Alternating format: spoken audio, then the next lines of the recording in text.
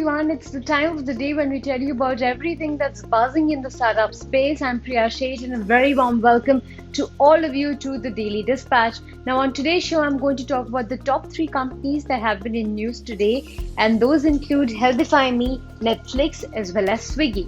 Well, moving on to the first headline of the day, health and fitness startup Healthify Me has raised about $75 million as part of its Series C fundraising round led by Leapfrog as well as Khosla Ventures. Now, this brings the total investments raised by the company to about $100 million. Now, the funds will be used to set up an office in the US and make inroads into North America.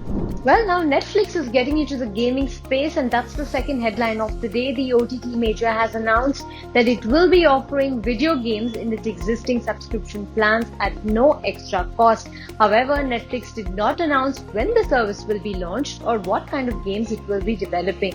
Well, the final headline of the day, it's raining funds in the online food delivery space, and now Swiggy has raised $1.25 billion in the Series J round led by SoftBank's Vision Fund 2 and one of its long-term investors, Prosus Ventures. Now, this brings Swiggy's post-money valuation during the current financing round to $5.5 billion. Well, moving on to our second segment, I have with me someone who's converted her passion into her profession, and we have with us Anushka Iyer from Wiggles. Thank you very much, Anushka, for joining us today on the Daily Dispatch.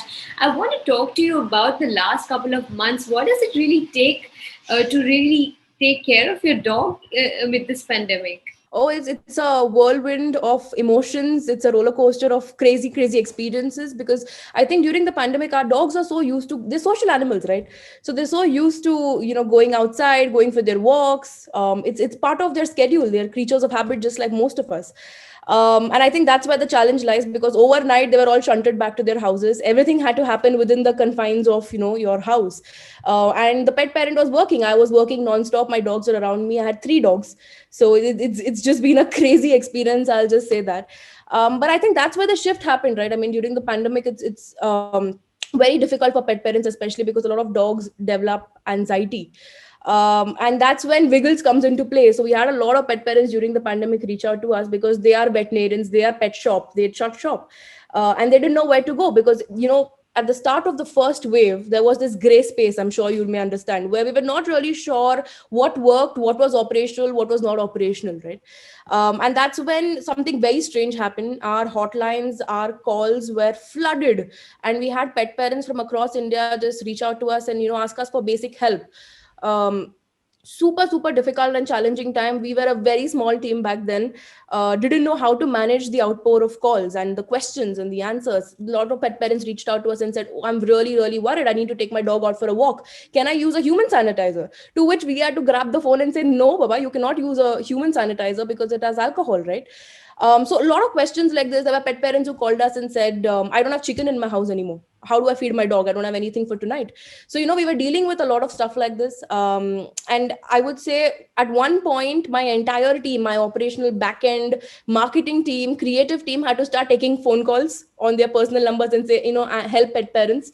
We were doing deliveries ourselves. I was going out and doing deliveries, because the load just sort of came in unexpectedly.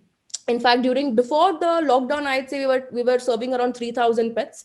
Today we serve 25,000 plus pets and counting. So it's been an incremental difference. It's the lockdown has really transformed at home demand for services, for veterinary care, for grooming care. And in fact, I think during the pandemic, we also ended up, I think we were forced to launch pet food, since there were so many pet parents who reached out to us, asking us about the kind of food that they could actually give their pets with whatever was left at home. We realized that there's a huge demand, and because of the India-China standoff, the import restrictions during the pandemic, there was no real food available in the market. And that's when it hit us, and we said, okay, there are two ways to go about it. Either we wait for the whole pandemic to ride out, and then we resume operations, or it hit us and we said, maybe this is what we're here for. We are here to take responsibility, right? So this is the time we need to be most active when others are not. And that's how we started. So we were forced back into office, and we were forced into finding raw materials. We partnered with a giant retailer. Somehow we managed to get fresh produce every day, and our team was sitting in our office. We converted our office into a makeshift kitchen. And we were making food and fresh food every day, and we were going and delivering it across Pune. Soon we got demand from Bombay, and that's when we realized that fresh food did help, was the need of the hour at that point of time. But the way we can actually scale this model is by moving fresh food into packaged food, which is absolutely preservative free through the revolutionary retort packaging. And I think that's how we've really scaled.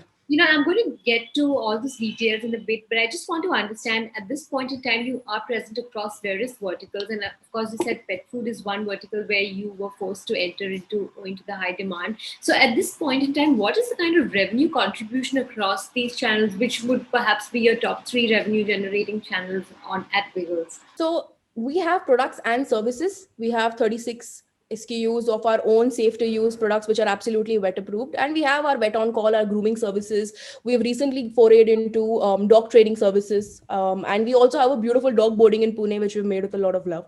One thing that we've realized early on is that, services won't grow as linear as to products. Products, really skyrocket, and services sort of backs your products up. And I think that's what sets us apart. Food we launched very recently after, this huge demand and from our learning experience during the first wave. Food attributes to about 35% of our revenues in a very short period of time. So, it's really scaled. We're very bullish and we're very strong on the pet food market in general. Apart from this, our products are doing phenomenally well in the market. And yeah, I think that's how we're taking it. And then comes our services. Right. I want to understand going forward, Anushka, what would be your top three priorities for 2021 as you see this business scaling up 25,000 pets that you cater to now? How do you see that scaling up at the end of FY22? What kind of strategy will you have going forward? So talking about strategy and talking about scaling up, for us, we're very specific on a couple of things. We've learned a lot in the last 2 years that we've been operational, made a lot of mistakes, picked ourselves off, done a lot of pilots. We recently did a pilot in Kolkata, just to sort of explore whether the veterinary channel can move. What we realized is we also want to take the industry with us, as in the existing veterinary doctors as well, instead of just creating our own supply chains. Was a fantastic success. We're looking to scale into 2-3 more cities by the end of this year, hopefully. Apart from that, we're also very interested in creating more category creating products, very disruptive products in the market. We've just launched a couple of really cool products, and so we're very strong there. We want to get into pet food more. We're looking at cat food, cat treats. I think this is where our priority will lie. And look, I'll also say this: if I had to only focus on products as of today, by 2022, first quarter, I'd be operationally break even, or let's say second quarter at the most.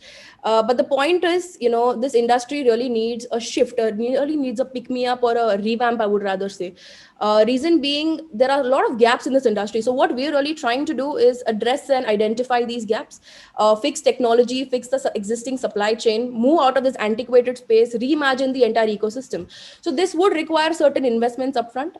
But the point of it is these investments are going to pay off and really play a huge role for the entire industry and the entire pet care ecosystem. So, we're taking it that way. Right. In terms of investments you spoke about, I believe that you raised some funds in 2019, about $1 million, I believe.